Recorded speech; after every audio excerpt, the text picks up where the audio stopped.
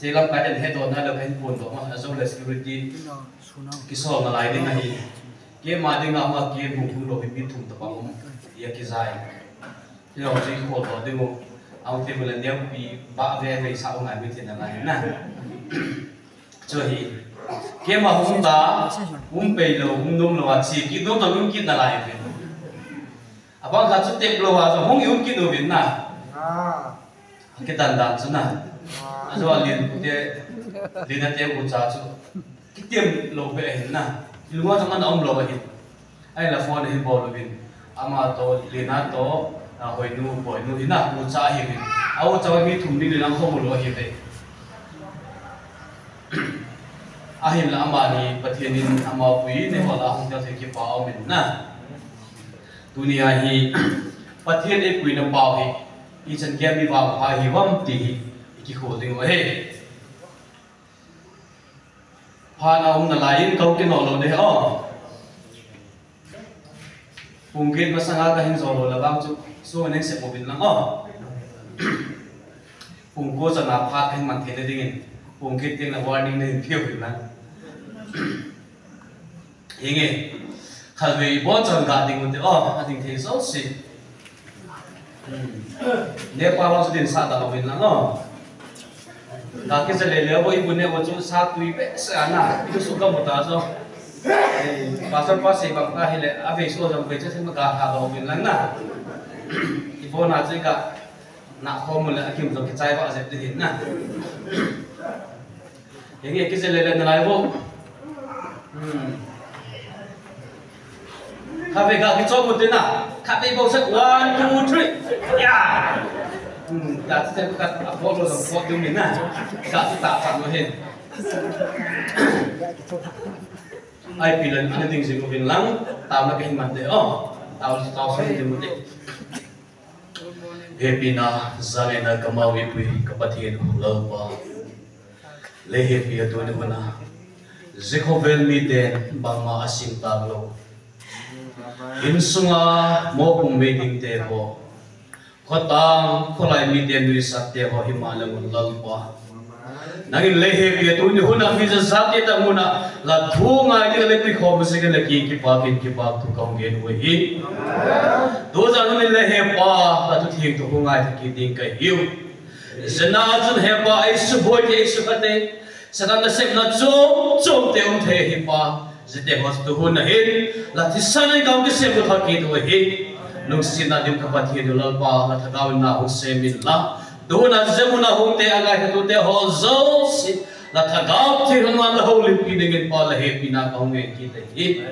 online na hongte ho tv ka youtube pa ente ho zo se naman umbi din pina la thua ho limpi din la he pina kaunge saki te hi kahun mas semua la thagaw thirman dei chen che da yumpia kamau hi pui degen la pan pinangerin kalam pa jesu men kaunge hi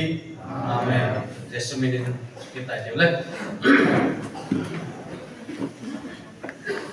Ulahi iki pau ben zadam ka boil zina salang ko le pai te pau bo thu ka sei zin phone hong le mi zo pau ko ka tho ki zi le e pau zo ka hai no te che tai na adi lo jong la zo le ni sei tu pi ki no ben lang tun ha hi Pentecost pawa thung sei tu be te na Pentecost ni a zo kumba sa 2019 na sun e pau hi ka tho the nai lo ba hi Pulpina hai ka din hitai thu sei ding ka din bu na hi ke pawa hi gang pi mo te pawa ga ti ka sei go na hi le oi pin na pawa na sei le pui ma san he pun te tha do pa ki sei thim thamin ne ti pa na so tha do pa ka hin sa ai tu chan ge he tu sei na ka ma nei tai na ma thi ka thang wa na he adi na di lo wang ka he poi akai adi lo wa thu di lo jong la na ke he tu jeng mu lang na ke hi la ka sa teng jong le kau alen je kita no thiam chak ka heleng je lo le ko to kitik tu thei la ba he na lum hel ta la ka sa ke la ka lo ba ka no je pa kai la ho ka sa jo ka pa ne ri sa dam mo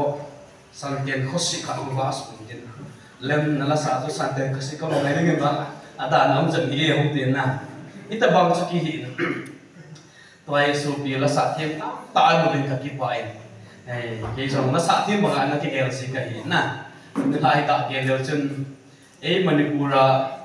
kana o chat mama khat hi music gola bena ka bol heading pangsong anak lain kumasala ga chun Mizoram ma kaloi ho be do ka hin pui do in ti chun bena chun ko sa hoina bol min thi mi sa bena ho sana bol na sa ko rong su do hu paya drum ve ta ta chu drum ma ve ke zo sang som tu na iu zo la ma ho he do sa na na a drum face ka ku sang sa di man zo pe ha bo hon sa thuma na mi ti la hoya India to ke mo lo na lai zo China order ka bol ko na China so om ki lo na lai Kitchen ka drum hoi chu innovation pi u chu la ai la tua ai ho khanga ai ho la na su pi bo bo kha leu ding la pan te do ko pe pe u te o ama hi tu chu ma hi drummer na drum khen hi abula to kai ka ngai hi na a tempo ki te chak na ke chu a rolling ma so si DJ ta chu na itika ane je ham ka lu thang chu gitar je ham ka ti da drum a thim do ai gitar jela chi ji na te bang wa chu bem pu hong jong lo ho jong bass so ke ta hin tham ta chu teng tung ti jing jong ana pa do me jing lang thai lang ho le pa thin pa pa ke be na jong hin bol na lai de chu ki kong ki pat nai lo hin na la sa lang kong ki pat me the ya last lang le ang ki chai sang lang ho le na he chu hi pa thin ni ministry ai ma wai pi na yung pi na o jong ta sa tha ga wa music a jong thule la jong khan to che ding e bebe min jong al sa thei lo be pa jong la si min he na jong ni ga thum chalai ma la si lo hi tai na oi pi choi ni jong la si min en ki bo lo thei lo chu na hi chalai ministry a ding to ya bishop bo ding la ka sim le ka sa bo man na hi a trek sim sa pa hi ministry a pan le to ai tiu che ki da trek sim man lo in ko min hi la ha pe ki sa hen ki ti hele bom te bla he bo na hi te ba so ki na lai ada tu zamu nahi ka supi te ho mi bang pa hi tan pa ka si na ma jana tu ne na ni na loi le pai ta hin chi a chang thi lo cho isu piu mi khat kum som le kum sa ki mi cha pang khat to ai ke ma hong za le ka te mo cho hospital lu na dialysis ki bo cho da dia ta kum som le kum sa ki ta bang ko lam cha pang khat na ama hong za lu ma se din te lo ta ne te lo dialysis ki bo lo so ki hap nai lo na hong za se hong ta lo cho dunia hi cha bangai ho phat pai nei pau ta bangai sa de ma ki tha ge ro te na tu ne hin sermon sot ka sei lo ding he o se di ta mi so so hunu no nga se di ta koi so in ka den na tu ne hin bible sang ni mo tu ka sim lo no min sermon cha chu du pai de mo hin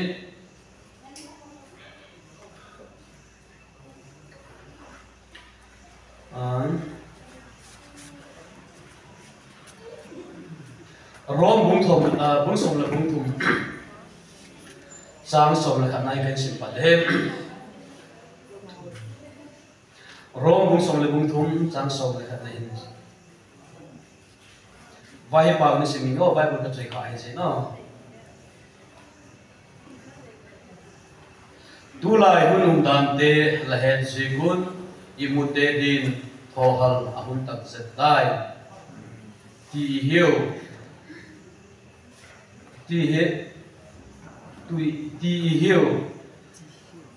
tu hin chu ikin lim lai sangun ihuk dam na niu chu nai dai sule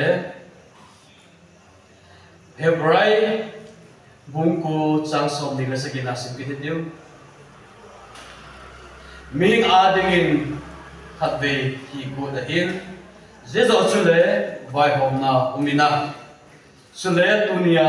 ithupiu kasim lo kinumin amos bungli changsom le ni na hin tin ati he ze chun o Israel la chunga zehi bo ding ka hi zekin o Israel la pathin tu din kisazautan lalpan imasom sakta hen la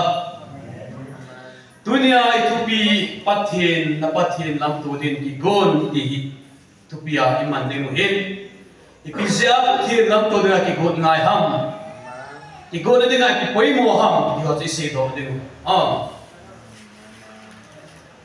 ki go a poi mo na han se ma sang ka ding mi khat hi thu se ding a go no vin ama chun thu se ding a ipi ki go ngai ding ham pathianin pun ta ikal to ding na ipetam te ta ma ki mang le pathian e pin te ati ki go na nei lo ben ama jong pun ta kai tan taw na mangin ai le pathian a thon pun na chi pi ham na ki go poi ma ta se ke nei poi pun ki ta ni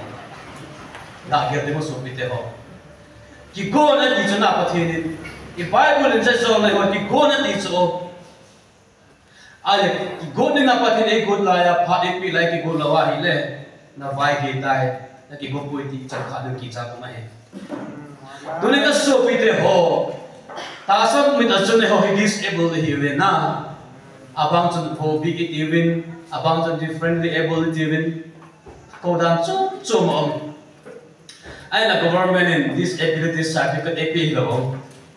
ko ha mo differently able certificate la nam kha ta wa non nai lo just can disability ka sa na lai de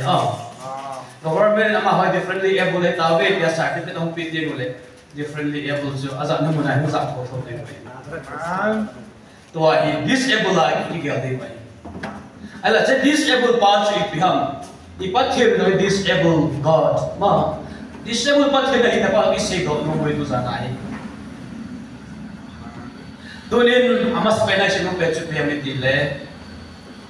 Genesis bung khat chang som ni la se ki dalam ai pe na hi chun pathian me ku a pathian ki pat bia si bi ve pathian thang bai no hen amen tuni hin ik to bangin hoin lang ik to bangin hoi moin lang ik to bangin thawin lang tu gong zong le chun pathian in ade bang ta si ni tin ki he ni hallelujah amen pathian thila se mo so se be le chun na ani khat na chi bia se ki dai in sai vo md hon pathian ani khat nia chi pi sim ham Genesis buka chang khat na chi pi ki sayam ani ni nai pi sim ham mo pi si ho ha ka sei lo de zo la hom mo Bible na ka thian Bible na ka de mai Genesis buka chang khat chang ni chang na sim su de mo jo jing lai ki do ki de we assignment ki bo pa de we ta je ka sei na pa pem ti na pa thi na sei pi ham adang zo se su hen ani khanin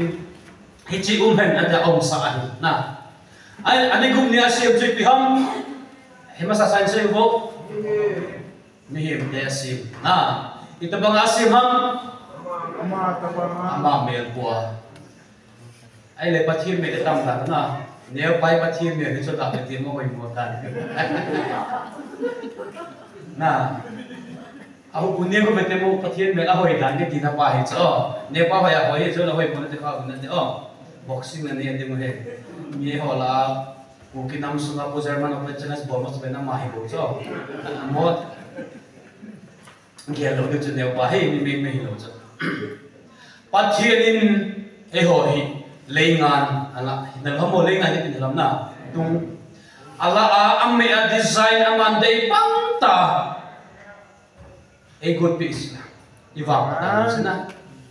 adang chu man ta mo je ko chulam ni la ha si zo man te om chu wang ti ho sa ka tu pi zo pa hele si be patin tham ba num hen amen hi chilai ta chu patin e ngai num nai sang ni de amen ito ba disable hin lang mitso el bai na kong chan moi jang da chun pathin original nang to bang dang sim lo we pathin tham ba num hen amen na hoi mo na hoi wanga pathin original adai pang ta design na bol na sim hi pathin na thang ba ni ngai amen dunia I pen da na pathin thang ba thai lo le pathin ki pa lo ni tu ni se la sala na pathin lo pi ki pun de ti chala na hallelujah amen na hin ko pathin lo pin na ki pun do sa zo lo hi le na sim pa na su lu kha le na nga de nga ba se ko ta hi ni pathin in dunia hi nang imalo isang lechan ade ta sima pathin ipipi aham hinna hu he ai isumai pi chalana ai hai kum chalana sia chu ipipi ho ham five senses bila hebna mit abu thena na kama vuna na til chon cho he na china to ipi tha hin so tuna evangelist lo bu ati pa chi ta cho en ba chu sa wa ta na cho sa lo pe pe jo ahim na haga we pe patin thang pa nu hen amen ji patin haga we pe pa hi pa khan ni le athum ki bin nei so kita bangana pi le de ham tis lagi me tu ngai tuni patin lo pi tai sim ni ta ve de se sin ke win na ai la ho hin patin ilo pi sa zo na ho yelu de tuni hin mi ta mi ching mi thi mi hoi ta mu ve na e ho loi pe ma chan chawa ku mi sinai ko ro mi the chana ne pi bo be kon de sa pang num je pang ko ji bo he na chawa ku mi sai ada be so to te de ma ke ko sam lai se ku fit sa ki ka ba itun ko ba chi sa de koi ma nei de lo ki fit ta lo zo na e ba ga tu nai ko kai Jesus Kristan na tai ko na lai ti e de mai ki ta ba no men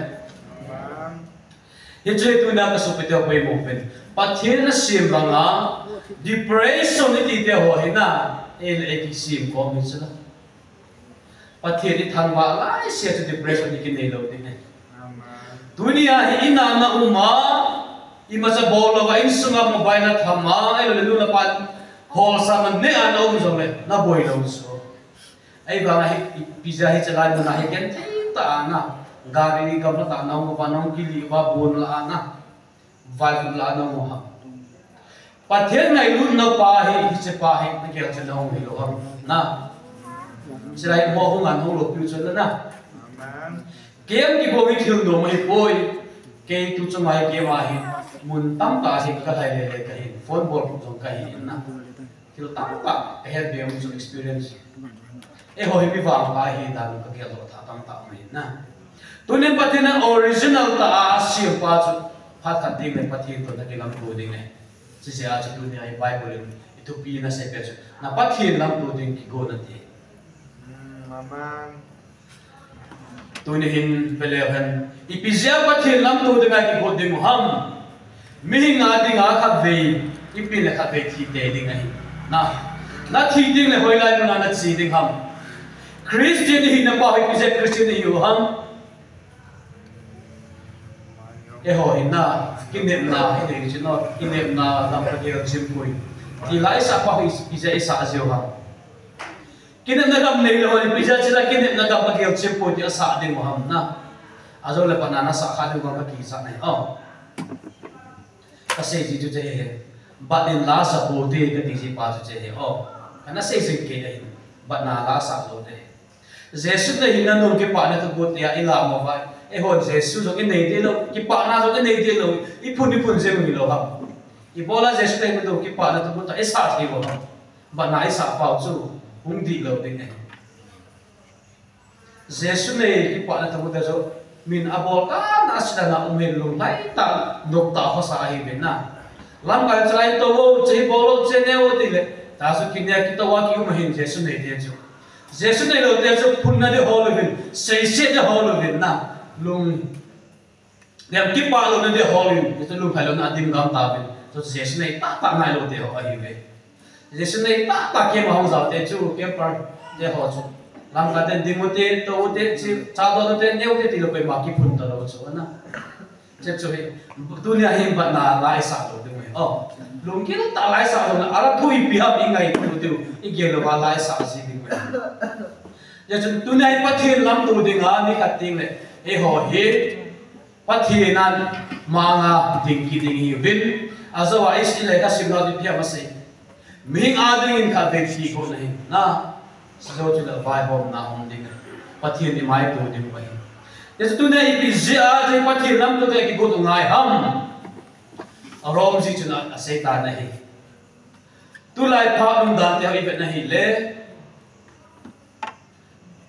thil so ho I ge lo nahi le I mu de ri kha pha nahi tai rom ji tu nu na warning e pi pathi thang ba ni na tu lai thil ru ho hi he lo umam ga ga ti ka so pi te ho ho zo anai penin gali nei din tuin hichalai mun na pathin hai taw na zalo bin pathin ayum piu vin gal ni lo bang ni yum vin na ai le den gal ke de ka su pito isu pito bi sarel dam de ga gyal de mun lana chu news ke ben nai akidang ina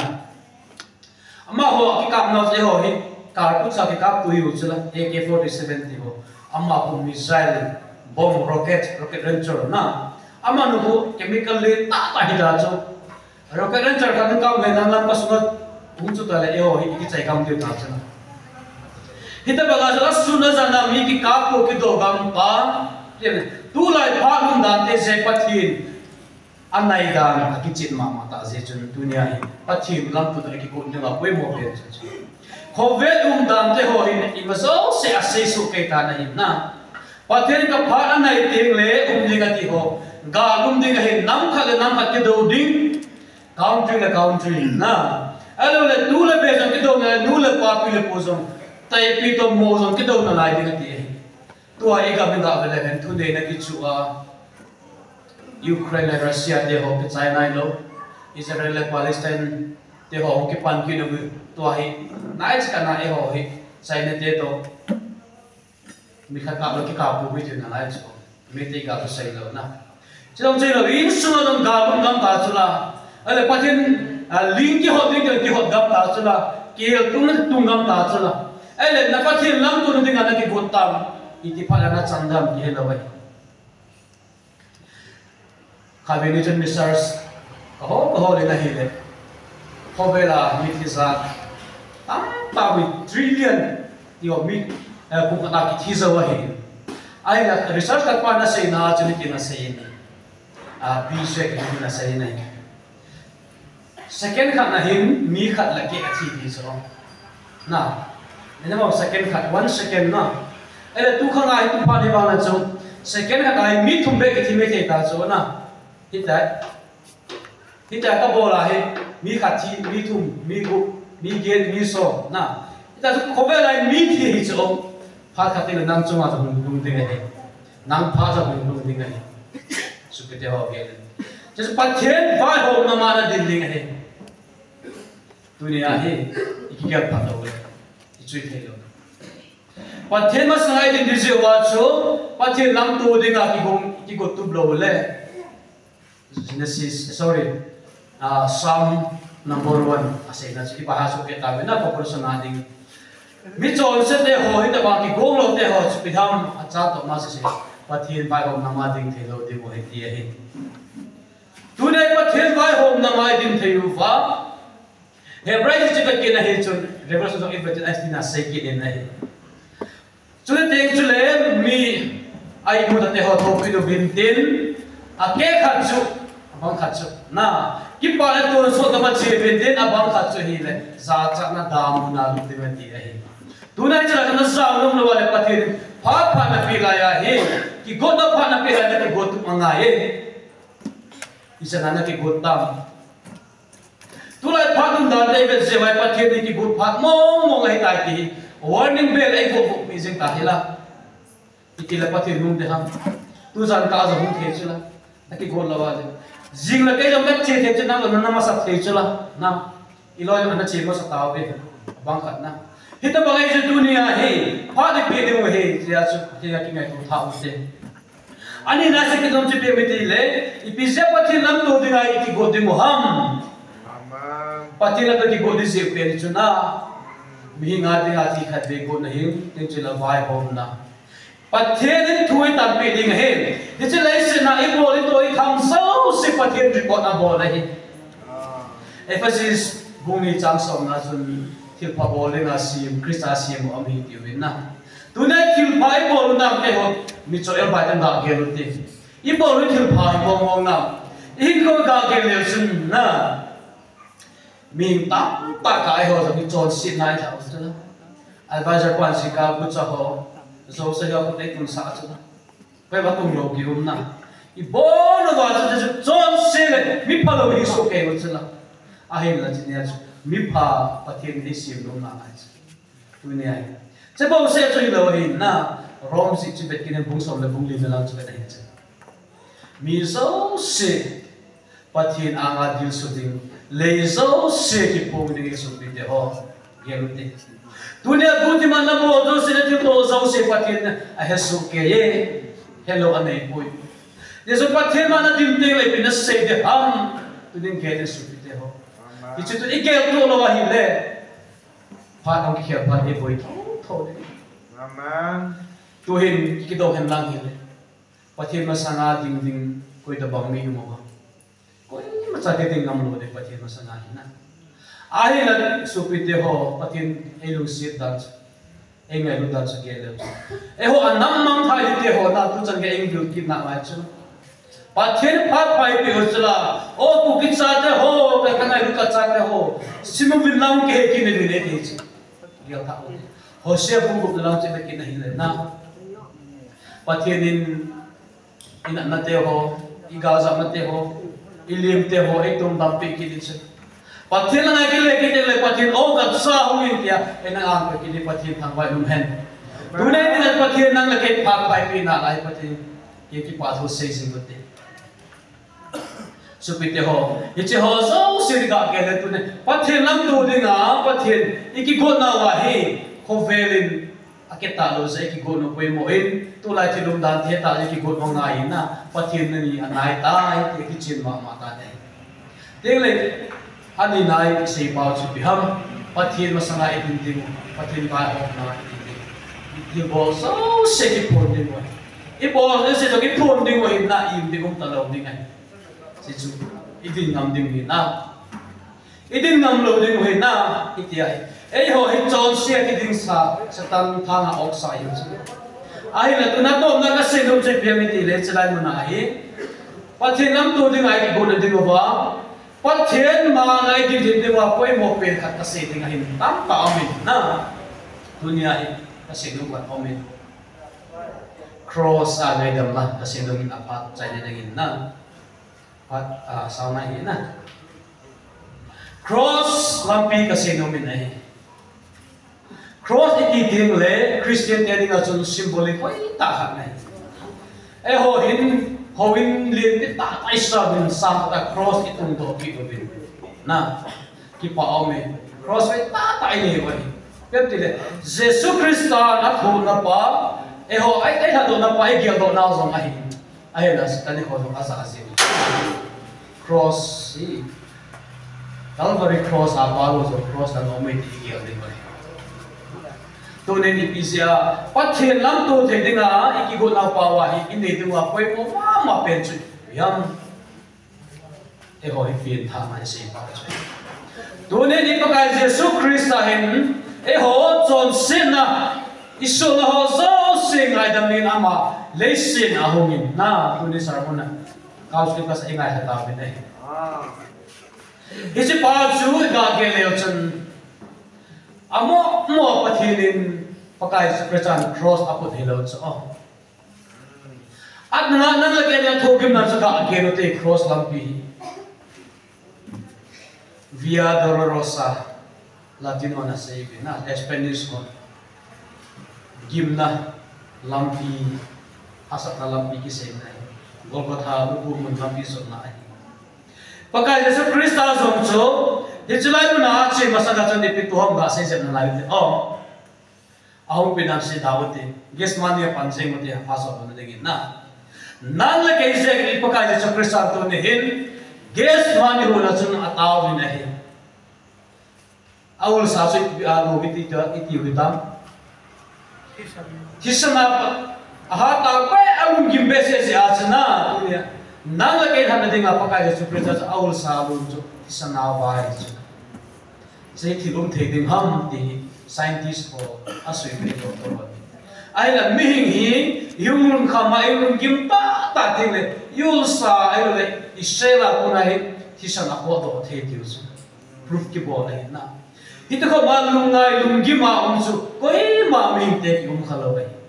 ai le pakai Jesus Christ ama ali so hilo nan ading ke ading ai ko pe patin thang bai amen alung kham dan so beti bo hepa hichikon hin e pe hen hatis ai la amma thui la bang so pathi chun ki pe do sa de he ai la hepa e ma thil nang ma thu thu ke ati tunai pathian thu thu ang ta sewa nang la kai chom se pakai Yesus Kristus hi chin khon cho ana don hi ta na amen hi chi khon na chu pima mai ti le nang la kai chom se na ho su se van no ya chom se na mi te ho bo se na ho su se khon su ma chu ma na don hi ga ge Calvary cross lam pi hi ga ge le chu no pakai Yesus Kristus atau so pa na chu amat sa tawin avovin na soy sawen a zemovin sabun khabola amonga thikin hiep ko a veyuvin a zemovin athona da sai ti sa soy da so na mihinga din atho so din moi e hoi mo ka na khabe to ikise mo le na esa bi lo na pakai Yesus ta sa ko pia maha apu ni chala koi je maha pun ham nang le ke se apu nai su pite ho ga kia hibaw se cho hilo in avo wa pa ta so na sago ke wa avo na lai so e ho isu lai ki bo zo mai ko yam isang ko to ka isu pe o eta de bu kha lo hilo bam na ala email ma pau sorry ipaka Yesus Kristus su e ho adinga Rome pa de ho chu ita bala sa ana vo ta so pating khat pasal khat ning khat Ivan isu pe ki ve ke Yesu ki noi se na la asan pe ta Tati man ta kya te bo ti cha cha pha hele pa de ana ling luku inalhom ape pe wa engineer ling saw ri cho hita ilu sa aku saw le alu sa ngai Christian ki ka bo jeng long jai ni ti chu ti sana lu bang de ta tu na pa ka Yesu Kristus ling luku Calvary lampi ana ku pa chom pha ka te le nang le ke ding la luku de ngai pati thang ba nom hen nang la ke lalu ku wi ku te de nga pa ka Yesu Kristus ling lu na ku masa na hitai supite ho pa ka Yesu Kristus ku na ka ge ling lu ko ku a chu ke chai de ni pa de na ke chai pu long ka mo alaw aze ko men available na a e ko men a chela se ko men a mai a be ko men tu sa na nang la ke ku chile se ko ma e be kha heta lu se pa ka Yesu Kristus mi na ki to kha na lo ai lai pakai Yesus Kristus itu ne hinang la kaya din at ko hi supite ho ge lute e Calvary cross lam bi thil no bi lawai pathe na mu the ni nga chu pathe to ki lam tu the ni nga chu e cross hi hong ngai ki ni chu pilat din aku na Calvary cross go ka ta ti mu nu hi Reverend Dr. Chow Thoma Mizoram apa pun palit ta na se chu kakal katya in kalza kal sang khale sagila som sagila ni he ti cho kitai sa ka kal cho te me ti cho na ai le kilometer ka hingde che cho chia chu lam su zong hi 12% to lam su omin ai bara chun 20% ham khachu e lam phei om kinin adang so se 62% ho lam to he ti cho Calvary cross lam ti chana ipaka Yesu Kristus chu chalai mun ta chu lam do pha chu apu cross apu zo lo pa na chu ki bu nang la ke ja cross apu zo lo pa na chu ki ba ta chu la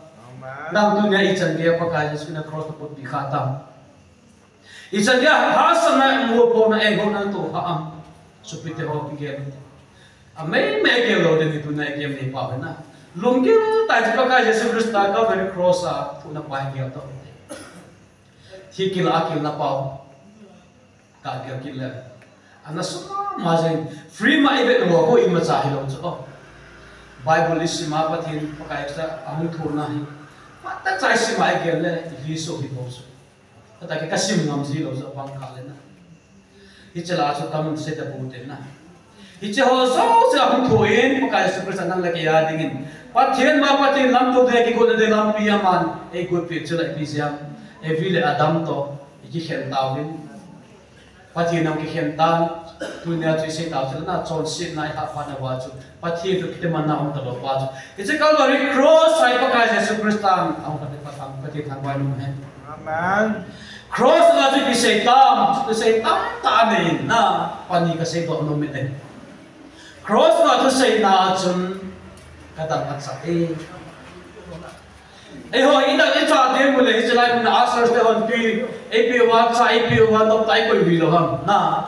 ai le pakai Jesus Christ ta chu thogim na so si tho zo pa na chu Calvary cross a khai lu wa ka da na cha e to li sup to gem te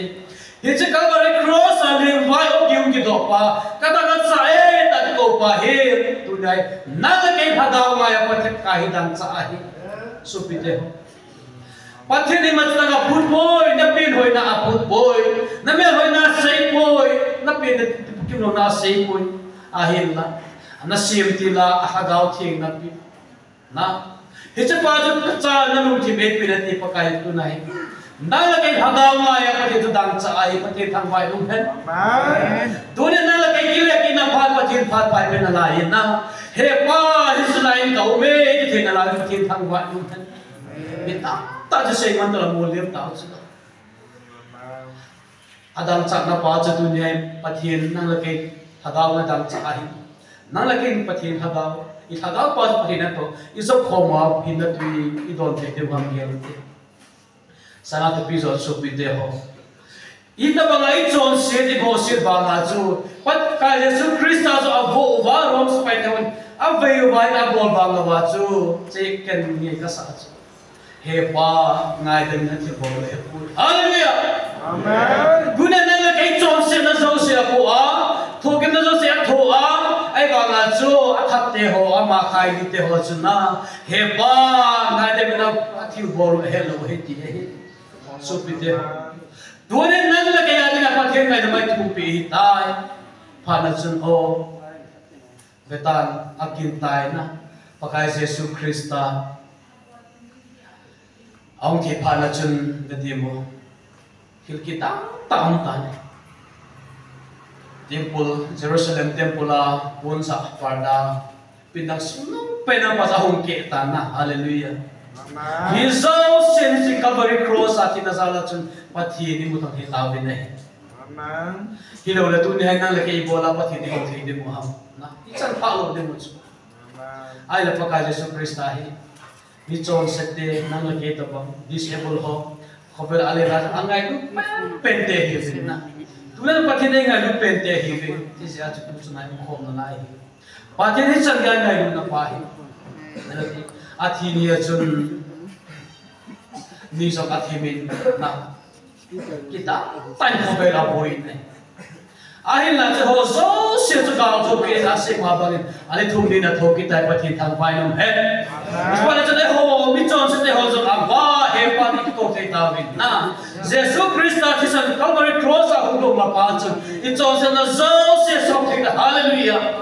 yes tu na na la kai ngai dam chang hi ta ve hallelujah this Calvary cross a ngai dam na chang nai lo dum khaw le ki gel ta tu san nai zia da pa ni na lai le na hai jang pa dum na lai zia da council na ho ding tu sana kichi a kisei na lai din ka so pite ho tu san nai gelote pakai Jesus Kristan ipangai ngai nai eni pi di bole un ha pakai hits line to me tu ni na ko ma ta na Calvary cross a lim vai ta oki so ma ngai de chu he pa ngai de min ta ngai de thu pi na lai chu na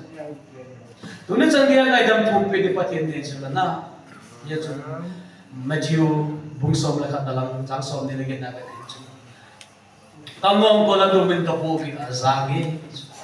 pakai Jesus Christ na Calvary cross aban sa o ka sa humin lang na po ki so se po pi gatin nalung khap na so se an do sa ni ti pati thang vai no hen na tu na e hoi pati kilo din mo ham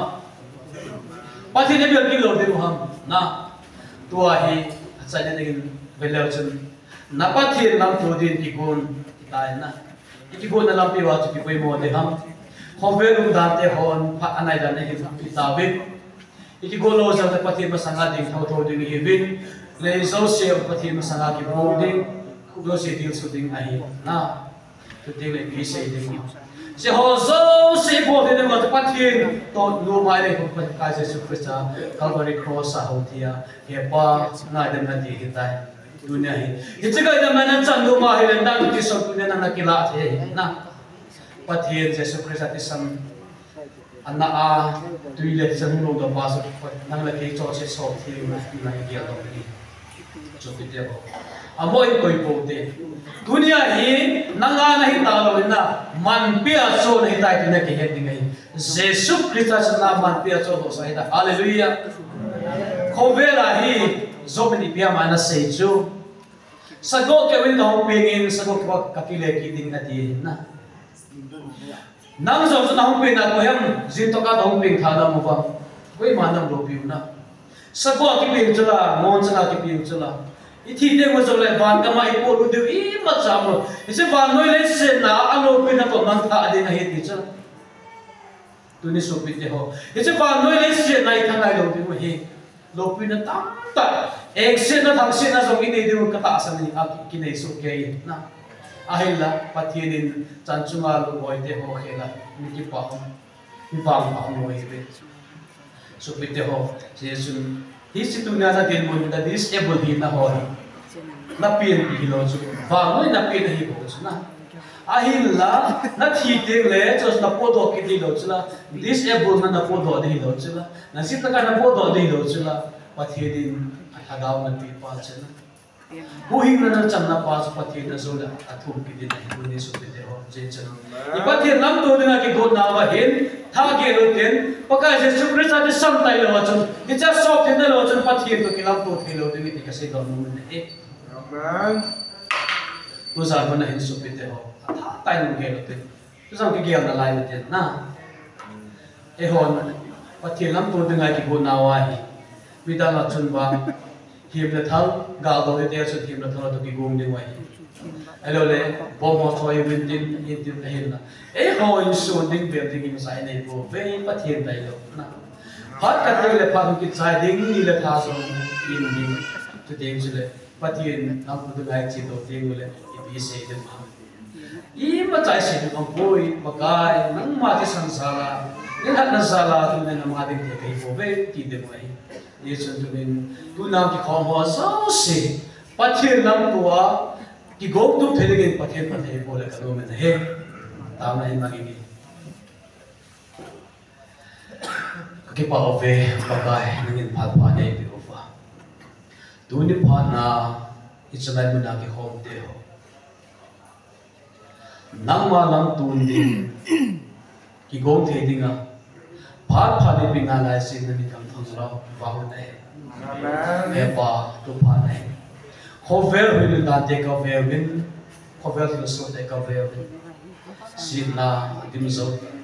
tu laga thang dim zo nang man hom ki ding ni anai tai ti na man ko chen ka te ni thang ba wen này amen pa nang ma ta ke tu ti ngule khu zo sin na ma anga din su ding hi lezo sin ma ki pung ding a he pa a hi la ki hoi si ding anai po ve ai tun nang ma Krista ki san ka wen cross a lu hange chen nei sok thing ka ovin la tu na ka so bi de bi sa kom te ho zo si na sanga su ni ka ne lo na cross til bo the na te sang go ka su no ba na ko ka to te ka tha ga bin na man ne hon pi ka sin ka do ben ne